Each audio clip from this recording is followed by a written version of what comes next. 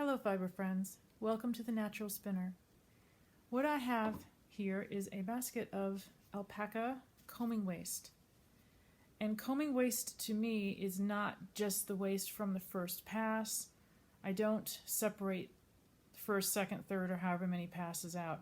This is all of the combing waste from the first time I combed it. What I'm going to show you is how I can take this combing waste and instead of it being trash, throwing it away or using it as compost or giving it to birds or using it for dryer balls or something like that, I can get a lot of beautiful usable fiber out of this still. So I'm going to show you what I do. The first step, if it can be done, is to comb it again. This was a fairly long alpaca fleece, so I'm just going to comb it again, and I'm not going to try to pull fibers out and parallel them. I'm just going to attach it to the comb. These are Ravelry superfine combs. I try to use the finest combs I can. I can use the extra fines, which are back here, but more fiber is going to slip through, more dirt's going to slip through, vegetable matter. And the whole point of doing these extra steps with your combing waste is to remove all of that.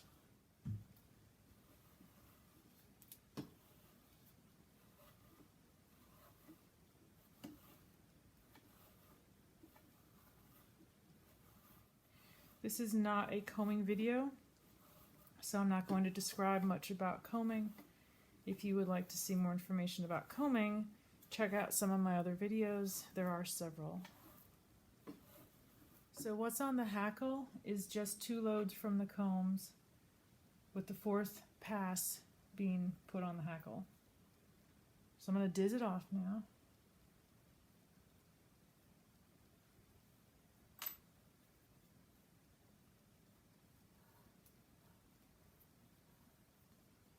I call this second combed top because it isn't the long staple like the first time I combed it, so I call it the second. So I can keep track of which quality fiber it is. In terms of softness, it's really no different. This is simply shorter stapled. I mean, it's absolutely gorgeous. This is the waist after I combed it again. And you will have a higher percentage of waste in the second round of combing in comparison to the first time it was combed, because you have a higher concentration of shorter fibers and debris and dirt. So this is pretty dirty. Now I'm going to show you what I do with this, because there's more good fiber in here, trust me. So the next step, after combing it a second time, if it can be done, so this could either be your first or second step, depending on that, I'm going to make cloud. So this is the combing waste from the second time I combed it. Cloud making, to me, is the final step of separating out the very last bit of good fibers that you can possibly get out of a fleece. I'm not going to card it like I'm making a rolag. I want to put it on the edge of the cards. So I'm just going to use the tips and try to keep it as close to the edge as I can.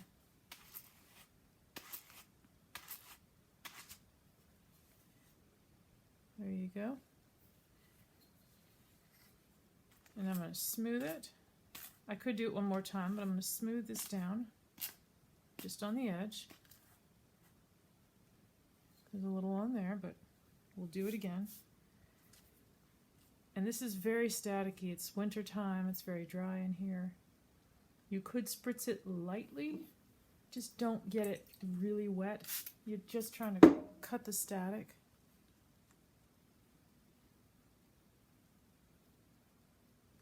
So the trick to getting clean cloud out of your card is to pull from the ends and pull down and away. Don't pull straight, and certainly don't pull up, because you'll get all of the dirt and debris that should stay locked in the teeth of the card in what you pull off. You don't want that. You just want clean. And if a piece of something comes out, There's a tiny bit of something there. You just grab it with your thumb and just do it again and pull it. Piece of debris, I'm going to grab it and pull it out there.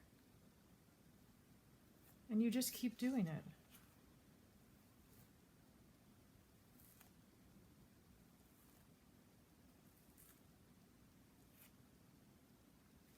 A lot of static.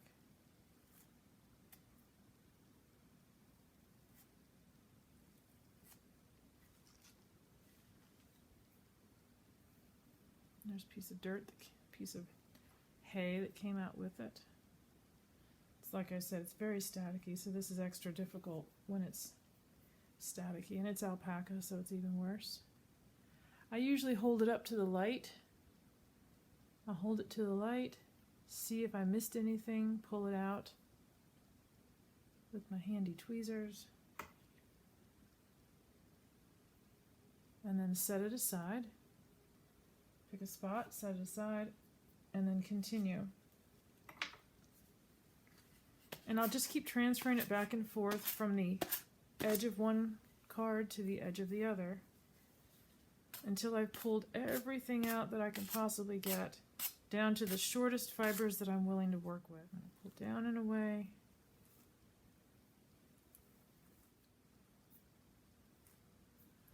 Is it somewhat tedious? Yes. Does it take a bit of patience? Yes. Is it worth it though to get all the good usable fiber out of a really pretty fleece, especially if you paid good money for it? Yes, it's definitely worth it. So there's clean cloud. There's no debris in it. There's no dirt in it. Perfectly clean. Set it aside and just continue in that manner until you've worked through all of your second combing waste. This is the separation of just that little bit that I put on the hand cards. This is the beautiful cloud, and this is the true final waste. I'm sure you're wondering just how much fiber I was able to get out of this first combing waste by combing it again and making cloud. And remember that it will vary by fleece. So this is just for this particular alpaca fleece that I was working with. And you have to remember, this one had so much vegetable matter in it. It was insane. So I think I probably lost at least a gram of that while I was going through the process. So this is about 28 grams right here. And out of this 28 grams, I was able to comb out as second comb top about 14 grams, which is 50%. This is the cloud I made using the hand cards and pulling it off. That's about 10 grams, so that's almost 36%, which only leaves 4 grams of true waste. And for this fleece, I don't even know that I would use it in felting or stuffing because it's got so much vegetable matter in it. All these little bits here would poke through and probably wouldn't be, very usable for either of those two, which in my opinion are the best uses for this end waste right here. But like I said, for this fleece, I wouldn't even do it. It's just too filthy. So this would go out to the compost pile or just in the trash if you don't have a compost pile. So in the end, was it really worth all the extra trouble and the time? Absolutely. Because this fleece is really beautiful. I'm not going to want to throw this away.